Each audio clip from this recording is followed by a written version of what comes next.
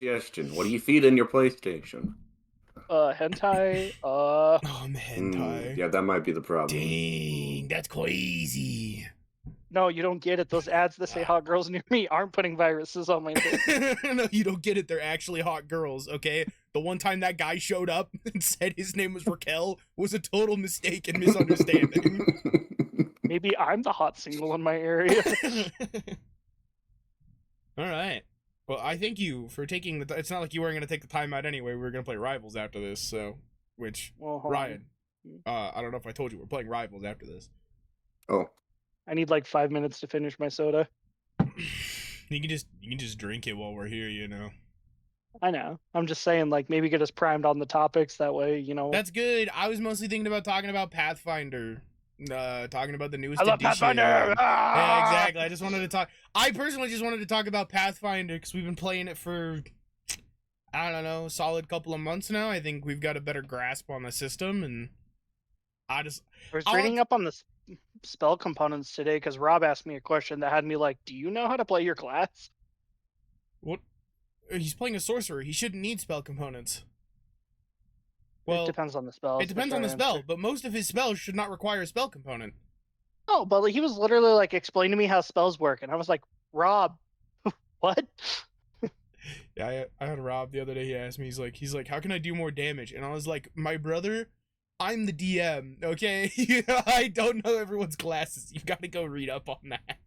That's insane. I was like, at a minimum, I expect you to know how to play your class. Right? Like, I'm fine with helping navigate to like books and stuff, but like, it'd be like if Ryan came to me and was like, how do I make the most OP wizard? I don't know, Ryan. I'm sorry. I don't know that much please about help me break your game. Raj, by the way, it's crazy. He showed me. He's got like a whole spreadsheet built for Danny specifically to like make him as overpowered as possible. Yeah, he's gonna cause problems to the rest of us. Yeah, he will. This just means the rest of you are gonna die a lot faster. I don't want that to be the consequence of his actions. But so I was reading up on that. Sorry, I didn't mean to cut you off, Ryan. I would prefer that if people were to die, it would be due to their own inability. Okay, well, to be fair, when we're in combat, I try to target everyone evenly, you know? Sometimes I want to kill the wizard, sometimes I want to kill the cleric. Sometimes it's Danny, most of the time it's Danny. I've almost killed Raj in almost every session. You got to do what I did last session, where I made the barbarian do, like, non-combat things, and I made the sorcerer do combat things. So that works, too. It's kind of like Aaron, where he's like, Mikasa's really good at fighting and Armin's really good at arguing, so I'm gonna argue with Mikasa and fight Armin. Armin does not win that fight either. He did not win that fight. Okay. But yeah, so like because of Rob's question, I'm like reading up on like spell stuff. I'm already reading up on the kineticists because Heather's pretty new, and I should probably make sure that like have a stronger grasp on her class. Yeah, and the thing about the kineticist though is the kineticist is complicated. Yeah, she didn't pick a very like simple one. Plus, she's playing Kitsune, dude, which is like not a simple race either, because they can like, at least in Pathfinder 1, they can shape change. I'm not sure if that's into like spoons and stuff. It's crazy. I think Heather just wanted to be a fox, so. I just like being a fox. Like, I get it, okay? I get it. Before we go any farther on this conversation, hey everyone, my name is Bard, and did you guys know that the D12 is underrated? But I don't think you're ready for that conversation, so instead we're talking about Pathfinder 2nd edition today. I like Pathfinder, fellas. Pathfinder's pretty cool. I really like Pathfinder. You know, they say that you can find your path while playing it. Is that what it is? Because I feel like I read more than I do any other system with Pathfinder. They have I'm pretty sure that's what it's about. Though, if you want to like actually like pretend you're a Pathfinder, you totally can. I think it's a clever answer to the the Dungeons and Dragons narrative play that they still do. I think they still do the narrative adventures with 5th edition. I don't know if you guys have ever read up on that, but I can't say I have. Okay, quick dump for you two and listeners. For a long time, and I'm gonna botch some stuff because I'm giving a simple overview on something I haven't looked up in a while. For a long time, I think starting with 2nd edition, like, there was, like, competitive D&D play. That was, like, an actual thing. It was like you I go thought and competitive D&D play is when you break the DM's will. everyone against the DM. That's exactly what it is. But no, like, people would Everybody actually knows go and, winning like, D&D is when you make the DM cry. so, like, in older iterations, I know for a fact it's like you go to conventions or something and there was competitive D&D, and basically it was like you get your friends together, you go to this thing, and you see if you can get through the dungeon without either anyone dying and, like, as fast as you. It's not either. It's like without anyone dying and as fast as you can. And I know that's kind of evolved a little bit, and now it's like they've got like a certain set of rules or whatever. But it's like you can take these characters anywhere as long as it's part of like the narrative play, kind of like the Pathfinder Society stuff, where it's like you can drag and drop it out. because, like, it's like, say you don't have a dedicated group, you can find it like games online or your FLG. It's like you can take your Pathfinder character and play the, what is it, like, monthly society games. I would have to read up a little more on that. I'm not sure. Yeah, it's ever expanding. It's cool. I like the society stuff. I think it's fun. I can I see it don't working do it. well at, like, conventions and stuff, you know? Where you're like, hello, fellow Pathfinders. It is I, John Pathfinder. I'm John Pathfinder. Hello. And today we're pathfinding. I think it would be good because I honestly can say we've been playing D&D for a long time. I think all three of us for a long time. I have never ever played outside of like a friend group. Like, I've never just sat down at a random table and played. The closest I've come is when, like, our buddy Nathan, you know, who, like, runs at, like, conventions and stuff, invited us. Like, that's the closest I've come. But even then, that's just kind yeah. of like friends at conventions, you know? Yeah, it's still like friends at conventions, and it's like Dad, I know, went and played at a convention last year. Like, that's what he did on the last day of the convention. He was up playing a D&D game, and he came home and he was like, it was fun, like, right up until the DM we had got up and disappeared for 45 minutes. Yeah. I was like, okay, what? Bro had to poop. Come on. No, he went to go look up a rule and disappeared for 45 minutes. What is he, like, Gandalf trying to find the One Ring? he's deep in the library. No, but, like, I did play with some, like, classmates when I was in college, which I guess is, like, less than a friend group. Like, they were still my friends, but, you know, less than, like, people I've known since I was, like, 15, you know? Sure. No, it's different. Yeah, no, it's like, so that'd be something I think would be cool and fun to try. I say, as a dude with, like, just extreme crippling anxiety, I'm like, yeah, I want to go to a random game store and play with random people. No, I mean, we do I not. got nothing against it, but I don't know that I'd want to try it myself. No, I think the fun part about D&D for a lot of people and for me, and, like, obviously if you just can't find a group with your friends, or your friends aren't interested, right? Like, going to game stores and playing with people, like-minded people, is a really good option, or playing online, right? But if I have the preference, which I do, luckily, I will play with my friends 10 out of 10 every time, because I just like telling stories with my friends, because they get me. They get my humor. Like, and I like playing with my brother, who is also here. Hello, Brandon. I totally just realized I did not introduce it. I'm Bard. This is Ryan. Ryan, say hello. Hello. And this is Brandon. Brandon, say hello. Oh, he's dead.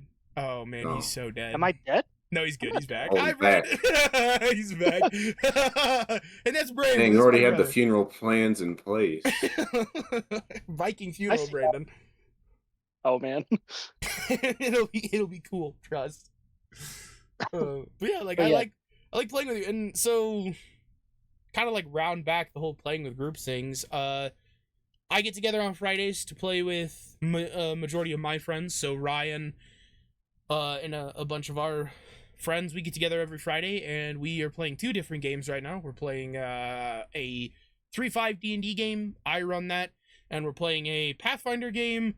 My buddy Raj, he runs that, and that's kind of like on a short hiatus right now, but we trade off every week. It gives us time to prep and other things, and so we've been playing Roger's game for, like, what, 3 months now? Somewhere around there. Yeah, and Brandon, he is running my Saturday group. My dad, who started that Saturday group in 2000. I don't even want to say 2000. I think Dad started that in the No, it 90s. was like 98, Yeah, dude. Like yeah, I he was started. I was 2 when he started that. Yeah, so the group my dad started like 27, 28 years, almost 30 years ago now. Which, My like, context for like our listeners, right? Like I'm 30. That should tell you how long that's been going. yeah, it's old, it's old. And so that group gets together bi-monthly, and my brother's currently running a Pathfinder game. He's running the Kingmaker module, their most popular module, Yeah. I mean, it's the only one that converted from 1E to 2E. So which I hear, not to already punch down on Pathfinder a little bit, I hear some of their 2E conversion stuff has been kind of rough recently, due to like speed. yeah, like the Kingmaker 2E conversion started as a Kickstarter. It was done through a third party that helped convert that, right? Which like they did a fantastic job of like converting it over, but I think due to the speed, there's just some areas where like the devil's in the details, you know what I mean? Where like once you start digging in, you're like, like this was either like not well converted or maybe like kind of missed. Like there's a lot of references to like, for example, we were fighting the Tuskgutter last session, right? Which is like a like monstrous boar. But like the actual stat references for it is reference to Bestiary 6, which is actually a Pathfinder 1E rulebook. Mm-hmm. So it's kind of like, okay, like this is supposed to be a 2E conversion, but you're giving me 1E stats here. So now I got to go find like some homebrew somebody who's built up online, which thankfully, the community is very passionate, has those sort of things. But it's little things like that, right? Right. And that the only this like speaks to my one gripe with like written adventures, right? Is it's like and already I'm doing a lot as a DM, I think. And not to complain, I really enjoy the process of being a DM. So much so that like I run my own homebrew world kind of thing. But it's like with like the books in particular, it's like I gotta really dig in and read that to make sure like A, I'm prepped for whatever it is, and B, I'm making sure that they didn't make any mistakes or I didn't make any mistakes. So you Yeah, know. which like it's pros and cons, like if you're running a full homebrew session like you are, like you have to spending a bunch of time like building the world, building the encounters, like the monsters, like everything within it, right? Which like is a lot of prep work as a DM, but has the trade-off of like you're very intimately familiar with what you've built because you did it all by hand, right? Exactly, right. Whereas like with the books, Whereas it's like like someone does it and I don't have to do all that work.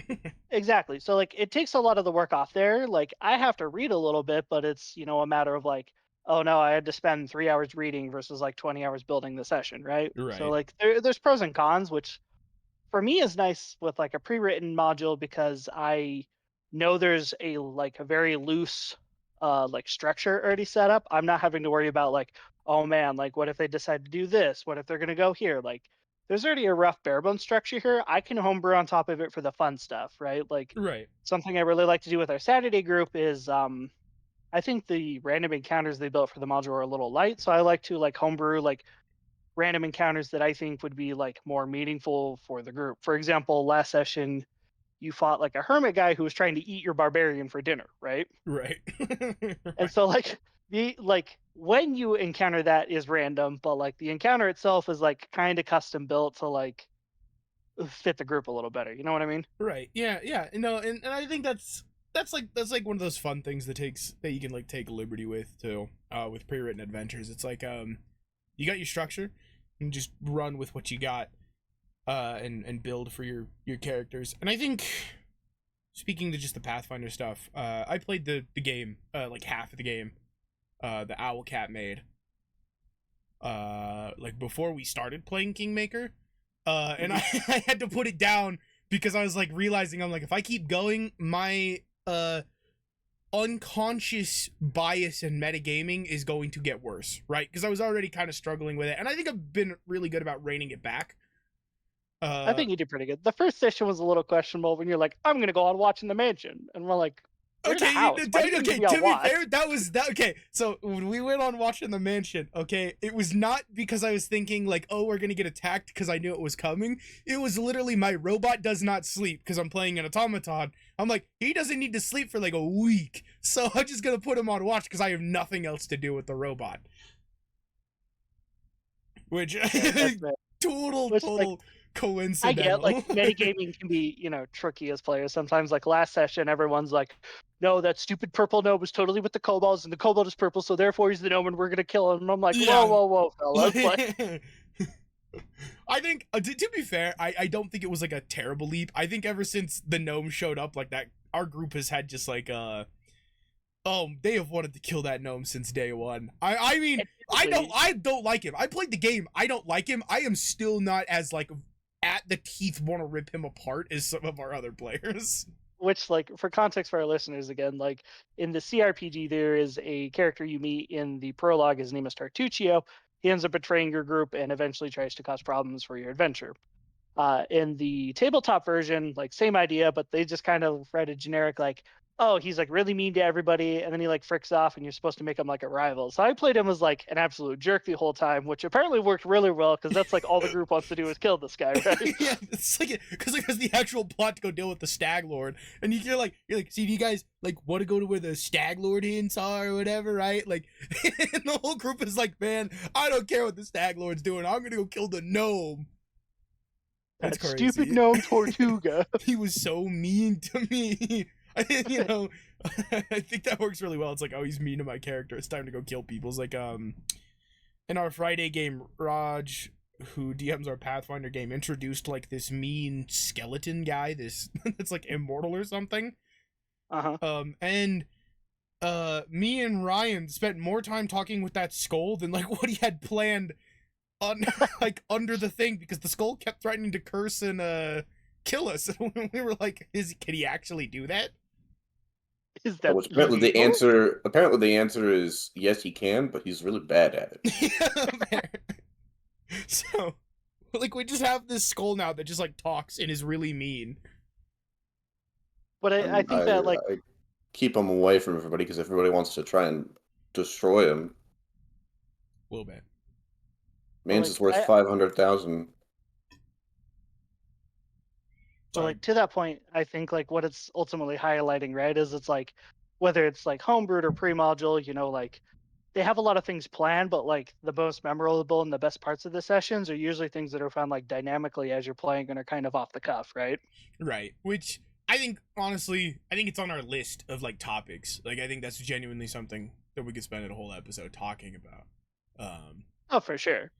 But to like shift it a little bit more back to Pathfinder, I have found that there is a lot that I really like about Pathfinder and a lot that I don't, right? Like the reaction economy is one of the coolest and greatest things they've ever introduced. I think it's great. I think it offers a lot of flexibility in terms of like what you want to do, especially when, at least with the remaster, like they didn't take away attack of opportunities. They converted it into a feat, so like not everybody has it, right? Right. But like I think because of that, it incentivizes a lot more of like a fluid and moving sort of gameplay, right? Because like in my opinion, D&D 5e kind of turns into like you move, I move, we like stack up to each other, and then we just both whack at each other until one of us is dead, right? Right.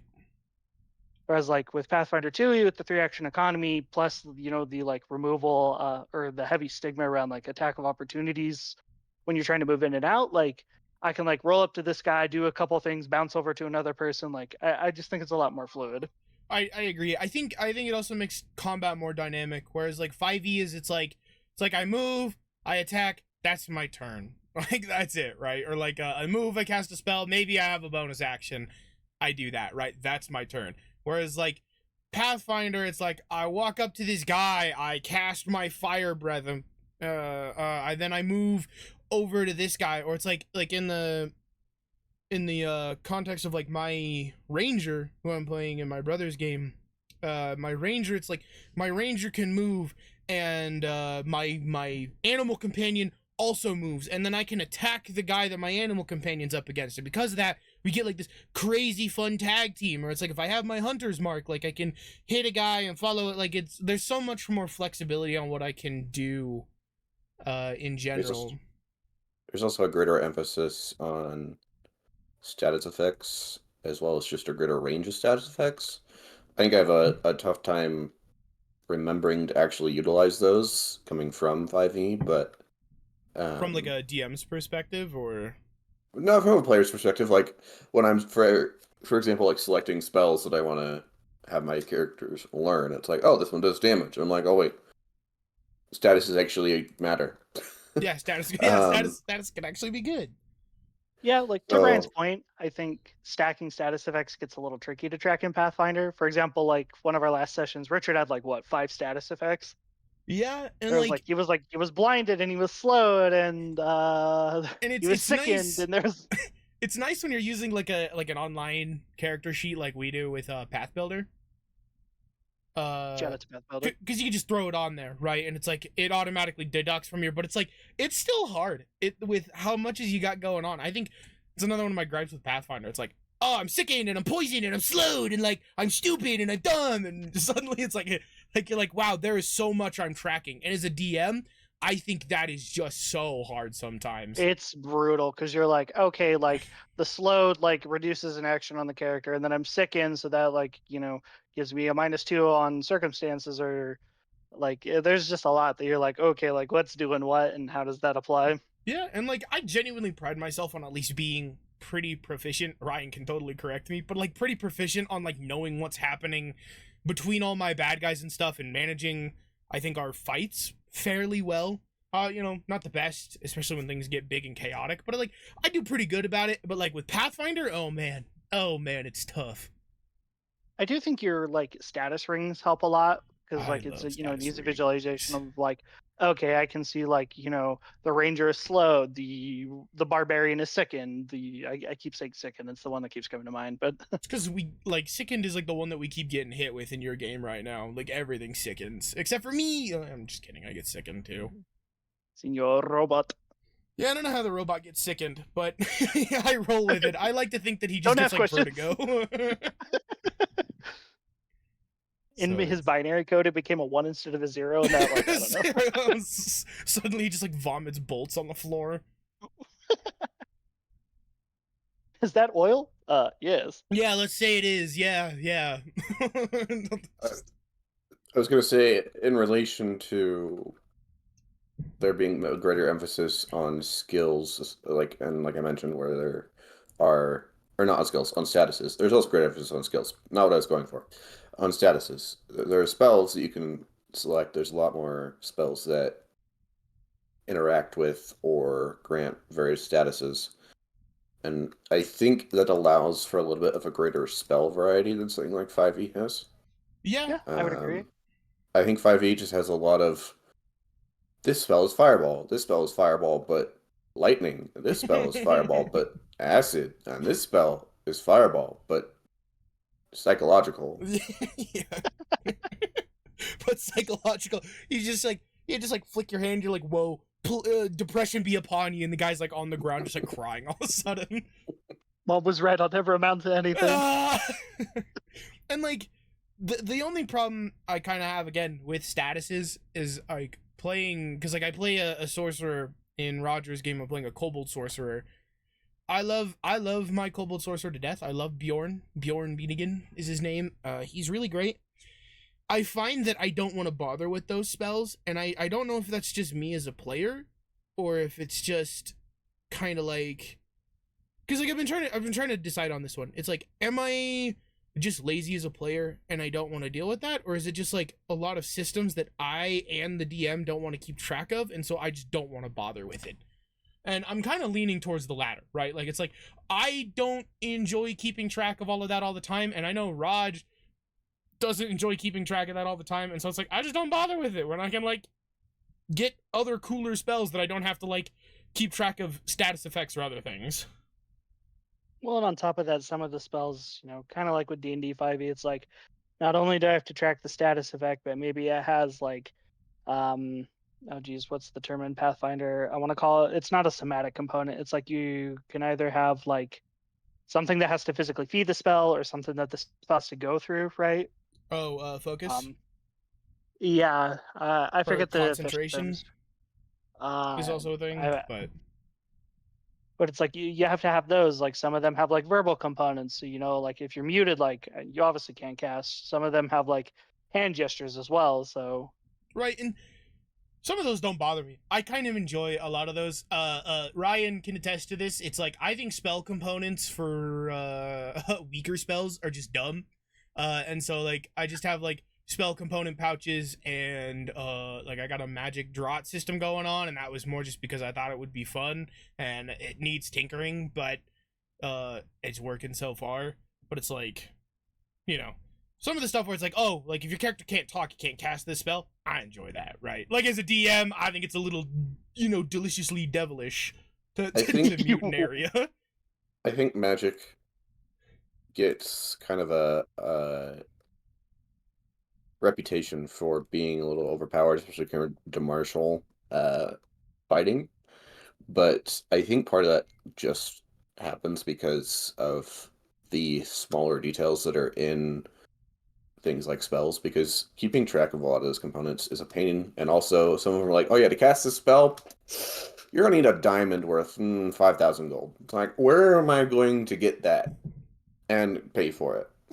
yeah, which admittedly, like I'm sure that's the like counter to like Right, making sure but I'm just not ripping off high it's level just spells left and right.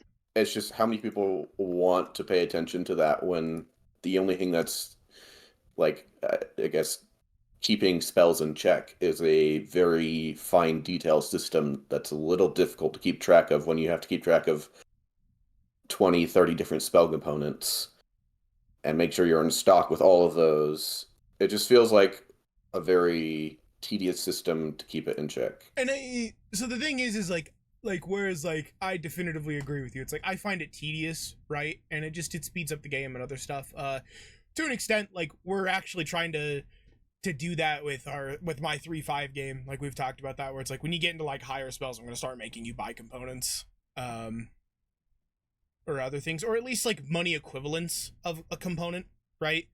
Mhm. Like you may not actually need like dragon's blood to cast the spell, but it's like however much that's worth, like I'm gonna make you buy a component pouch or whatever that's worth that to cast it. Or other things. Because like I still think that helps with at least balance on some of the wizard stuff.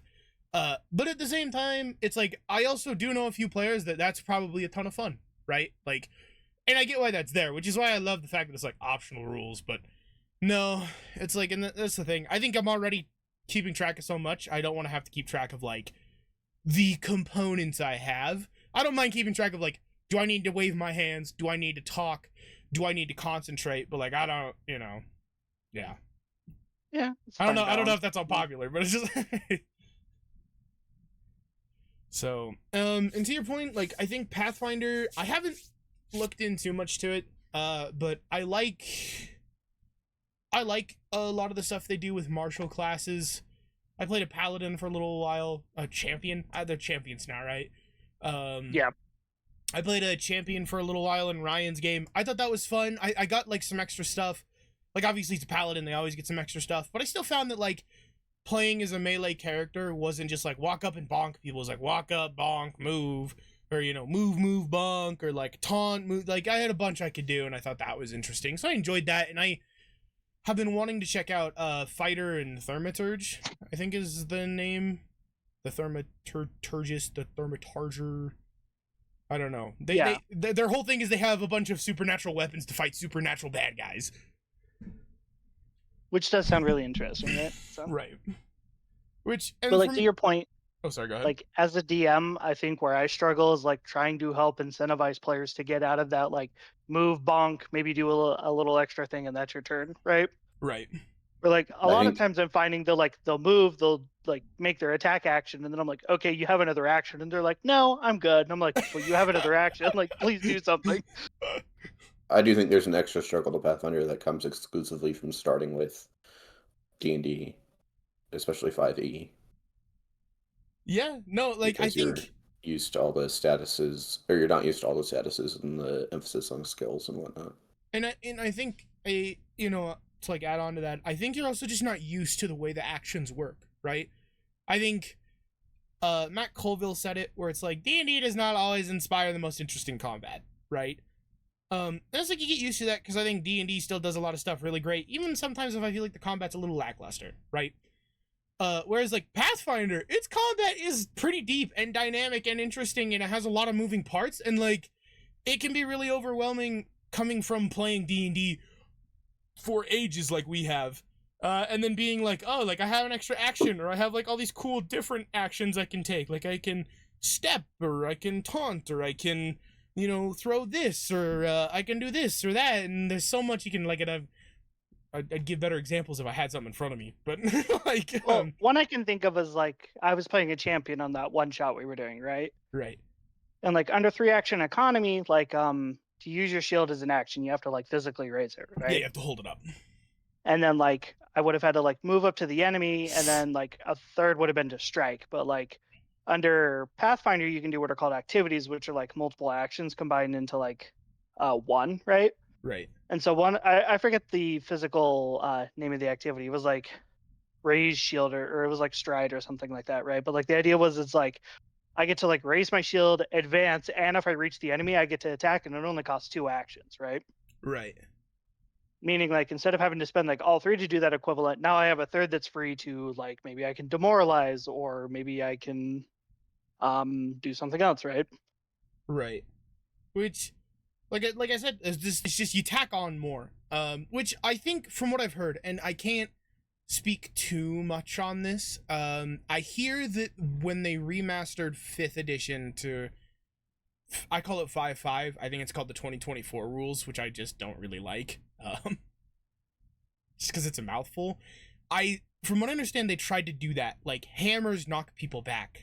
They tried to just, like, add additional effects and other things to make stuff more dynamic. And I hear that's very hit or miss for people. Like, the original designer of 4 and 5, I was watching an interview with him. I don't remember what video it was.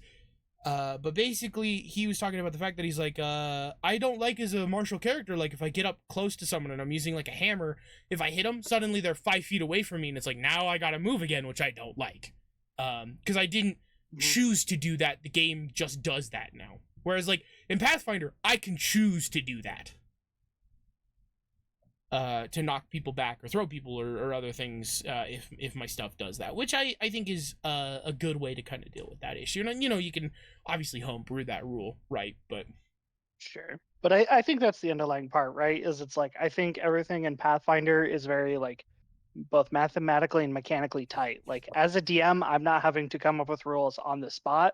I know there's something there, which like some people may not like how crunchy that is, but like it's reassuring to know it's there. Like if I don't like it, I can always ignore it, but like it's nice to know if like my player character wants to like bash in a door and then tackle someone, like there's probably a rule set for both those things, right? Yeah. And so actually that's like that was a complaint from 3 that some people had, right? It was just like there's a rule for everything. Which on one hand is like, yeah, that can get kind of cumbersome because there's so many rules to learn, right?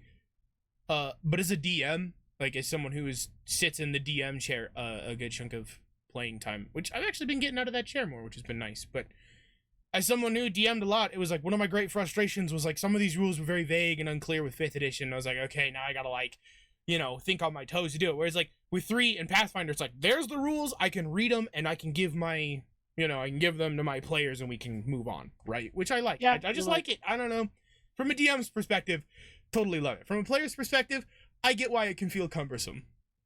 For sure. And like even in Pathfinder, there's still instances where it's like I'm not quite sure on the rule, which they have rule sets where it's like you can come up with like general DCs, and like depending on how difficult it is, it's like, like if you want it to be like average, it's like a 15, hard is like a 20, super difficult it's like a 25, right? Like depending on what your player's asking, if you're not sure in the moment, you can just kind of like ballpark a DC.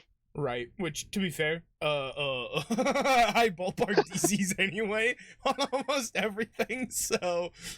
Well, I just bring it up because like in a pre-written module, like all the DCs are already there, right? Right. Oh yeah. If you're like, I want to like break the lock off the trap door, it's already told me what the DC to smash the trap door in and like what the DC is to pick the lock, right? Right. Which there was something about 3 I was actually really liking when I was reading recently. I think it's in the DMG. It's like certain, you can like say like, oh, this door is made of this, which makes it this hardness, and it's like this hard to pick the lock or this hard to break it down or something. and it gives you the DC for that if you don't want to make one, which is really nice. Yeah, and Pathfinder is something really similar, you know, being cousins and all. So. Yeah. But like, I do think, like, at least from a DM perspective, I can't speak how it is from a player perspective, but like, I'm a big fan of the like degrees of success in Pathfinder 2e. I think I'm kind of in the middle. Like I could take it or leave it personally as a player with degrees of success. Cause like I like the idea where it's like if I undershoot by 10, like I fail. I like the idea and concept, especially when you get into higher numbers. It's not that you fail; it's that you decrease the degree of success, right? Right. Okay. So if you it's like if you creatively succeed, but you're still under by 10, right? You just succeed, right? Like, that's more what I'm trying to say. But it's like, I both like it and I both dislike it. I think it just, I feel like it doesn't come up as much as I'd like it to, and that mostly just comes from like actual rules and stuff. Like it just, like spells. Critical fail or like critical success and critical fail for the most part. Like some of the spells have that and that's really cool, but for the most part it's just like, oh, you fail or oh, you succeed, right? Yeah, which is why I brought in those like critical fail and critical success decks, right? Because I think it helps like embellish a bit more. Oh yeah, no, I think it's nice because I think it fills in the gaps of something that I think was a really fun concept that doesn't get used quite as much as I'd like it to. That's fair. So well, like I like the nuance because like it inherently means like a nat 1 like isn't instantly a critical fumble. It usually is, but like not always, right? Right. Same with a nat 20. Like it's not automatically a critical success. Like it usually is, but like that's not guaranteed.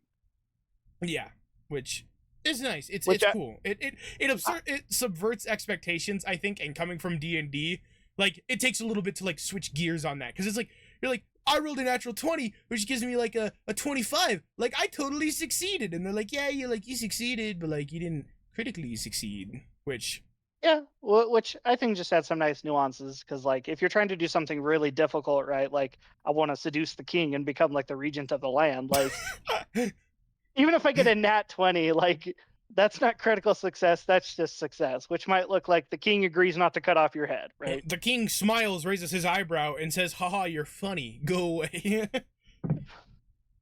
Whereas like on the other side, you know, if you're like trying to shoot for the moon and like if it's really hard, like odds are like you're not going to do well, and it may be like you're really not going to do well, right? Right. Because if, you know, like as a bard, you're like, I want to seduce the dragon, like probably not going to end well. Oh yeah.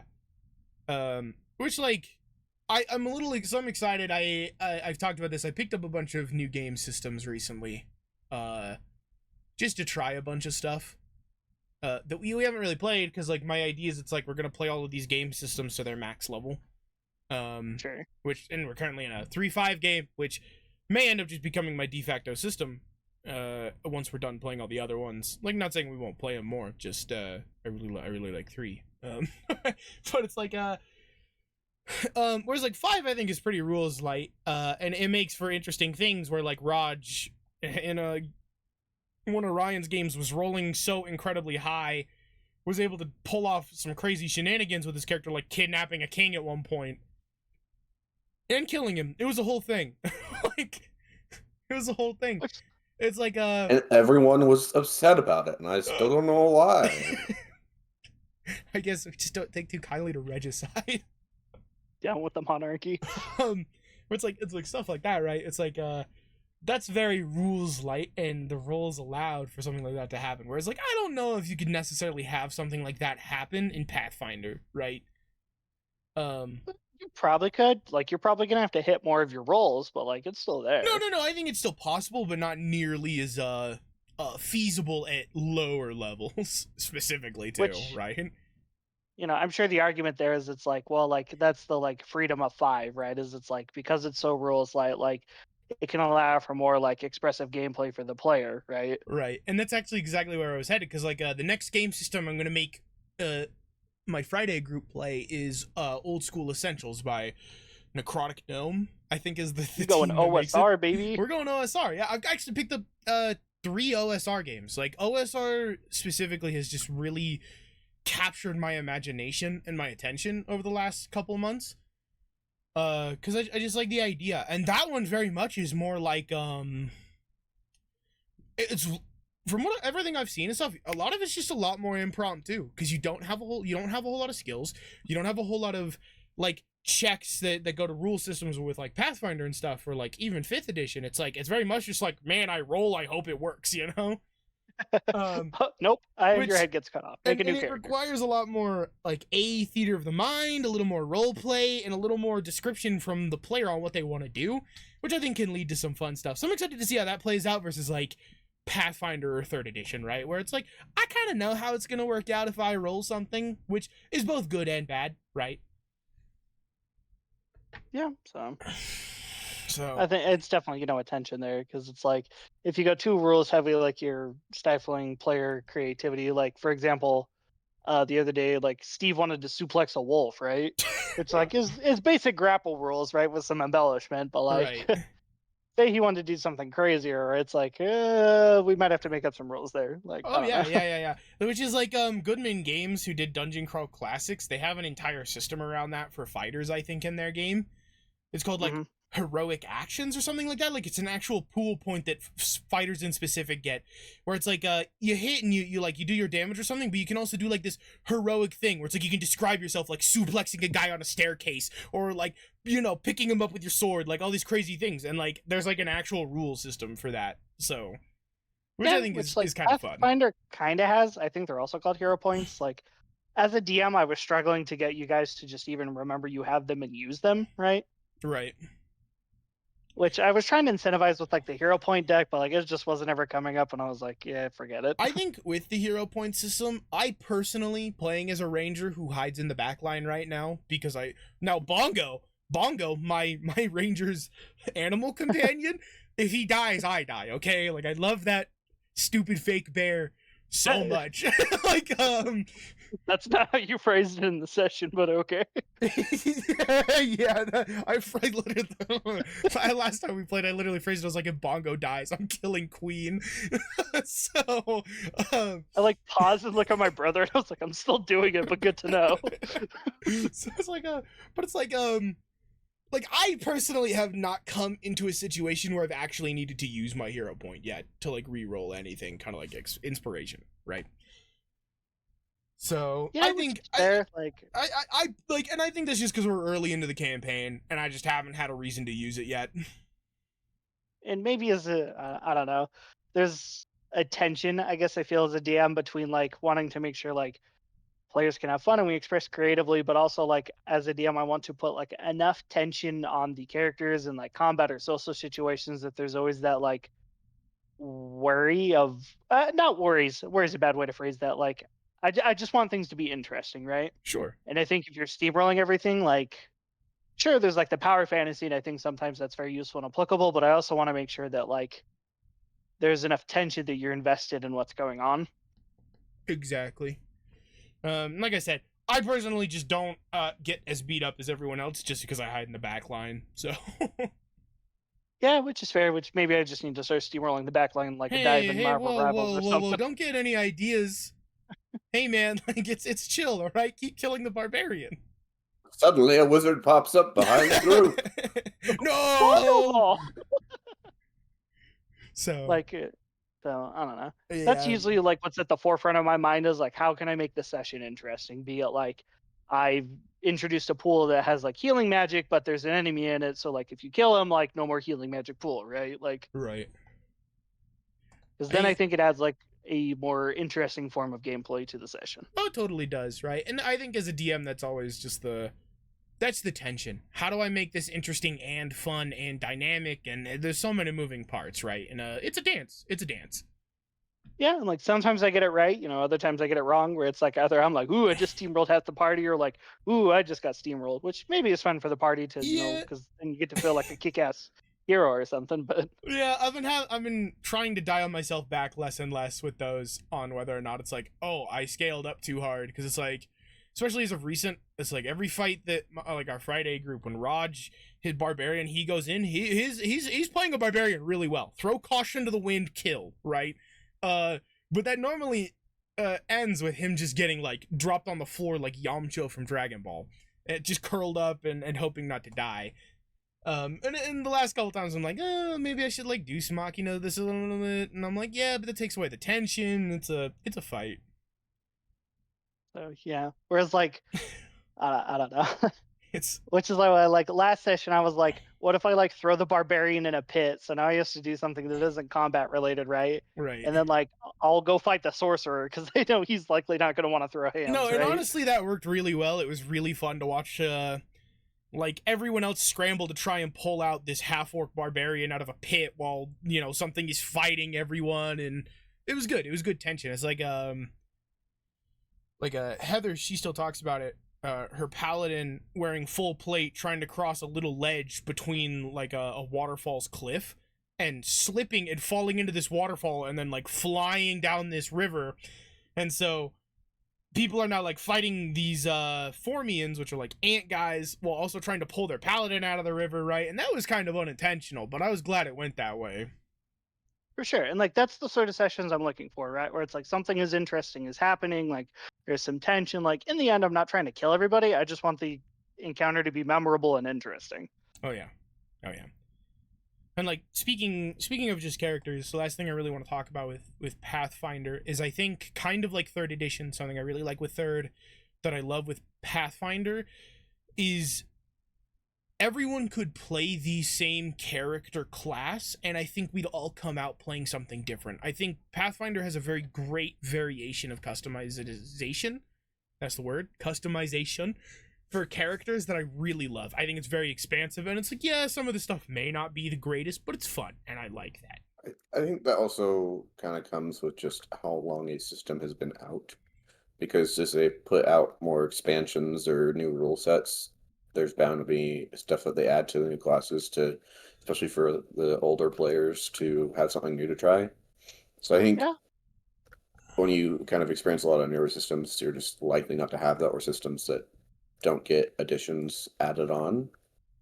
But like I've noticed, especially with like 5e, that they have progressively over time added a lot more options through their additional books. At Oh least no, before they did the I was never 2024 saying you stuff. didn't have options with 5th edition. That wasn't really my point. I was more saying it's like they took a page out of 3's. Guess I didn't phrase it very well. They took a page out of 3's prestige class system, right? Where it's like I may be playing a fighter, but it's like because I'm taking an archetype feat or something else. Like I'm playing a very specialized fighter who does something weird. Whereas like 5th edition, I think is more. I don't know how I want to explain this. Like skill trees, which are kind of the same thing, but I just find that they're different. It's weird to explain.